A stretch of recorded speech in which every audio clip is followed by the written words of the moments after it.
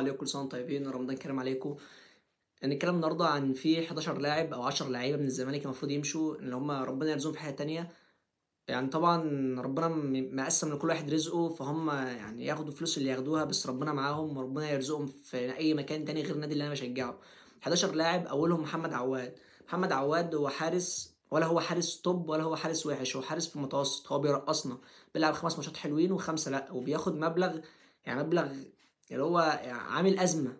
بياخد 20 مليون جنيه تقريبا او 18 مليون جنيه، وهو مش الحارس اللي بيدينا اكبر قدر من الماتشات على نفس المستوى، لا، بيلعب 5 حلوين وخمسه لا، فده مش حارس من الزمالك يعني. فهو يمشي بيع نهائي وتلعب محمد صبحي. انا شايفه محمد صبحي حارس حلو احلى من محمد عواد، ده من وجهة نظري، وممكن يفيدك احلى من محمد عواد، وبياخد راتب قليل عن محمد عواد. فانت هتبيع محمد عواد وتكمل بمحمد صبحي وتجيب حارس ينافس محمد صبحي. انت كده كده الحارس التالت بتاعك محمد نديم اللي هو الناشئ، فانت تبيع محمد عواد بيع نهائي عشان هتوفر المكانه بتاعته، هتوفر الراتب اللي هو بياخده، وهتكمل بمحمد صبحي وهتجيب حارس متميز ينافس محمد صبحي. اللاعب التاني محمد عبد الغني. محمد عبد الغني بقاله 5 مواسم في الزمالك تقريبا، ما بيديش الاضافه اللي تخليه يلعب في الزمالك. يعني هو ما بيعملش حاجه، يعني ما فيش ماتش له يذكر ان انا اقول محمد عبد الغني ده نجم الدفاع، ما فيش ماتش عامل كده. فهو بيلعب اقل من المتوسط، هو لاعب مستواه اقل من نادي الزمالك. فانا مش عارف بقاله 5 مواسم ليه في نادي الزمالك، انا مش فاهم والله. ما عندي مشكله شخصيه معاه، انا ما اعرفهمش اصلا، بس انت مش هتبقى وحش واقول ان عليك ان انت حلو عشان ما اجرحش نفسيتك، لا، ما انت بتجرح نفسيتي كل ماتش. فانا مش فاهم يعني. فانت محمد عبد الغني برضه يمشي بيع نهائي. اللاعب التالت عمر جابر. عمر جابر حسبي الله ونعم الوكيل في اللي جابه، انا مش عارف هو جه ليه بامانه. يعني انت شفت ايه في عمر جابر باك يمين في بيراميدز عشان تجيبوا نادي الزمالك؟ انا مش فاهم ده الكلام ده، يعني مش مضطر اتكلم على عمر جابر اصلا. فعمر جابر يمشي كمان. يبقى كده محمد عبد الغني بيع، عمر جابر بيع، محمد عواد بيع، وتجيب حارس بدل محمد عواد ينافس محمد صبحي. اللاعب الرابع حمزه المسلوسي. حمزه المسلوسي اداؤه كان وحش اول ما جه الزمالك، بس بدا يتطور، بس لحد الان هو بيلعب بروح ورجوليه وعلى عيني وعلى راسي، بس كورته قليله. ككوره هو قليل قوي، واي حد من الجمهور ممكن يلعب باداء ورجوليه عادي. فانا مش عارف، مش جايبك محترف بتقبض بالدولار عشان تلعب لي برجوليه وروح. انت كنت وحش وبتتطور، تمام، هتفضل تتطور كده لحد ما تبقى كورتك تناسب كره الزمالك، اهلا وسهلا وهنشيل لك على راسنا، العب في الزمالك. انما هتفضل تلعب بروح ورجوليه وكورتك وحشه، لا، انت تمشي بيع ونجيب باك يمين تاني محترم. فانت كده لو حمزه مسلوسي الاستثناء ده ما عملوش وما اتطورش ككوره، هيمشي بيع نهائي وتجيب باك يمين. اللاعب الخامس اللي هو سيف الدين الجزيري. سيف الدين الجزيري انا بقاله برضو كذا موسم في الزمالك، بيلعب لي ماتش و10 لا، يلعب لي ماتشين و10 لا. انا نفسي اعرف الدراويش بتوعه بيشبحوا له على ايه. هو اكل عيشه ان هو بياخد الكره من ورا المدافعين. انت بتعمل ايه بعد كده؟ لا بتتقطع منه، لا اما بيبصيها الفينش، وما شفتش مهاجم في الدنيا ما بيعرفش يفنش، ده كارثه يا جدعان. هو مهاجم اقل قوي، اقل من نادي الزمالك بكتير. ده اصلا بيروح منتخب تونس ليه مش فاهم.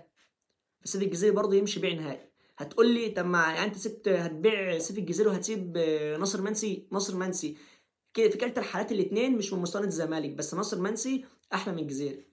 يعني الاثنين مش مستوى الزمالك، بس انت دلوقتي ما معكش غيرهم، فانت هتمشي واحد سيف الجزيري وتسيب ناصر منسي، هو اعلى من الجزيري يعني.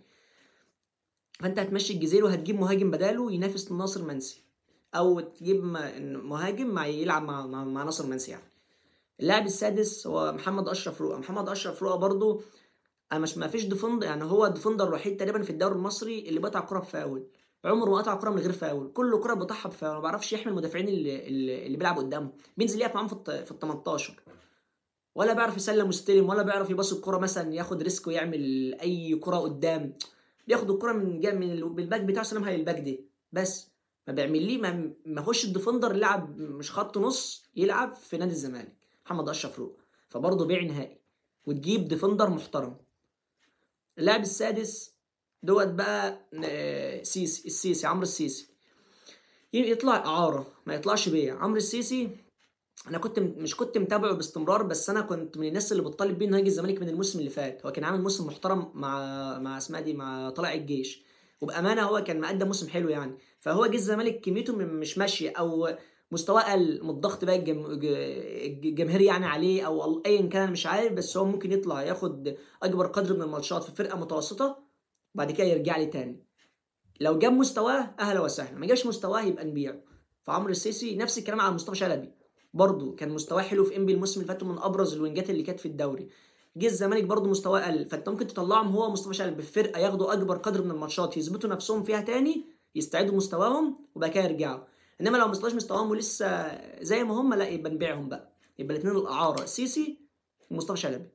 اللاعب التاسع ابراهيم نضاي، واللاعب العاشر سامسون ونضاي. الاثنين دول برضو انا عايز احكم عليهم، والله ما اعرف هم وحشين ولا حلوين. بياخدوا، ما انت مش جايبهم لي محترفين بيقبضوا بالدولار برضو عشان تطلعهم كل ماتش من بره السكور. فانا عايز، مش عارف هم حلوين ولا وحشين والله العظيم لحد دلوقتي. فانت برضو طلعهم في فرقه، الاثنين اعاره برضو، طلعهم في فرقه متوسطه يلعبوا ماتشات كتير عشان اعرف احكم عليهم. ولو حلوين نيجي نرجعهم مع شلبي والسيسي، مش حلوين يطلعوا بره بقى يشوفوا مستواهم في حته ثانيه.